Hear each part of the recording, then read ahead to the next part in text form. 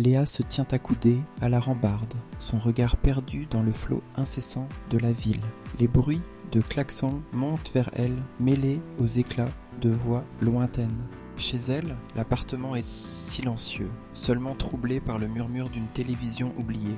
Les livres empilés à ses pieds sont son unique refuge, et entre deux pages, elle s'imagine des mondes où elle n'est plus invisible.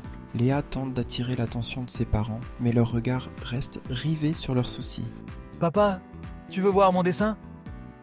Son père, absorbé par un document, ne répond pas. Sa mère soupire, les yeux cernés. « Pas maintenant, Léa. » La tristesse serre le cœur de Léa, qui retourne à ses livres, encore plus seule qu'avant. Léa marche lentement, les mains dans les poches, traînant ses baskets sur le gravier. Soudain, son regard est attiré par un petit attroupement sous les arbres.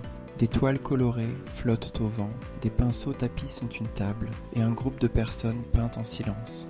Les couleurs éclatantes captivent Léa, qui s'approche, fascinée, oubliant ses soucis pendant un instant.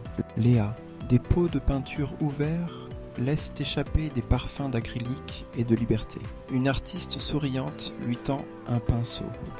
Madame Garnier, animatrice bienveillante à la chevelure argentée et aux yeux pétillants. « Tu veux essayer, ma chérie ?» Hésitante, Léa trempe le pinceau dans le bleu, puis le fait glisser sur la toile. Les couleurs naissent sous ses doigts, portées par les émotions trop longtemps retenues. Pour la première fois, elle ressent une joie timide, une étincelle qui chasse l'ombre. Léa, absorbée par sa peinture, les couleurs vibrent sur la toile, reflétant ses rêves et ses blessures. Jour après jour, Léa revient, transformant sa douleur en éclats de lumière. Les passants s'arrêtent, admirent, certains lui sourient ou l'encouragent. « Tes tableaux sont magnifiques, Léa.